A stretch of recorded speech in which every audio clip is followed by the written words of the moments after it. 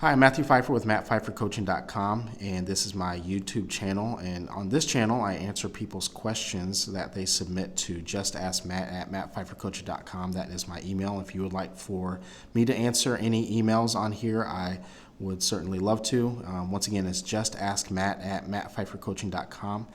And before we get started, make sure you subscribe, make sure you hit the bell notification so you can get updated on any information that or any new videos that I upload. I upload a new YouTube video 5 days a week, Monday through Friday.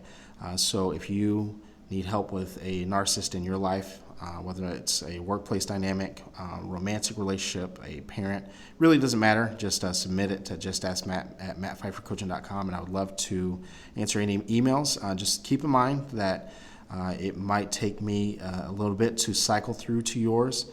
I have a lot of paid coaching clients that I have to talk to first. And I get a lot of emails, and I have a lot of people in my DMs on Instagram and TikTok and things like that. So just be patient. But if you need my help and if you want to talk to me personally, that's the fastest way to get a hold of me is to go to MattPhiferCoaching.com and book a paid coaching session, and we can certainly talk a lot faster at that point. So with that in mind, I'm going to get to the email. Hello, my name is Nick. Obviously, that is not the person's real name. And so I've been following you on TikTok and just saw you on YouTube. I'm dealing with a narcissist. My children's father is taking me to court on October 19th for alienation of affection. He just filed a false police report. I am truly afraid because he is such a good liar and manipulator. I left him 2 years ago and was granted full custody. I truly need your help. Please. God bless you, and thank you so very much. So this is very, very common. When you are, keep in mind that when you leave a narcissist, when you divorce a narcissist, that you become public enemy number one. It creates what's called a massive narcissistic injury within the narcissist. They have a very shallow and a very fragile ego, and they feel entitled to do these type of things. However, one of the things that you should sit well with in this type of situation is that we have to trust the system. I understand that he filed a false police report, but you can file a police report against anyone for pretty much anything, right? But it's completely different to prove something, right?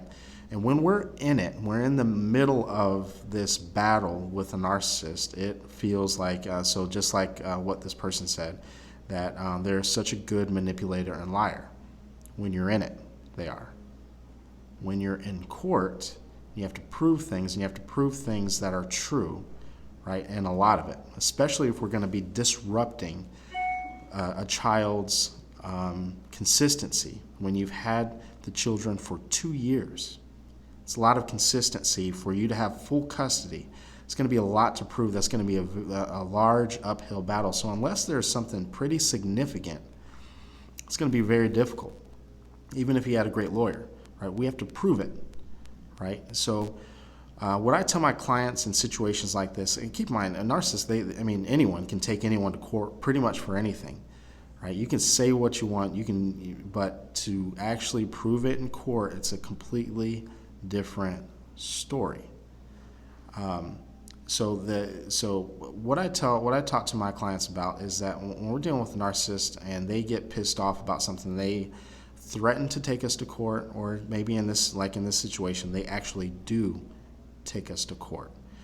They're a lot like the Wizard of Oz, right? You think about the Wizard of Oz, it feels like when you're in it that all roads lead to the narcissist, right? Just like they said in the movie, follow the yellow brick road. Everything leads to the narcissist.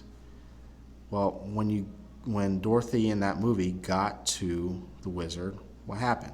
He was intimidating. He was this big, transparent figurehead with flames shooting out and made all these demands to her. But then, guess what? You find out that he's just a little man behind a curtain and he had no power anyway. It's probably what's going to happen here, right? I'm not a lawyer. I don't know the specifics, obviously, of the details of your case. However, in a lot of situations with the narcissist, that's what ends up happening. If you've done nothing wrong, then go to court, prove your case. Obviously, take all of your evidence, take all the evidence of the text messages that he sends, all the intimidation.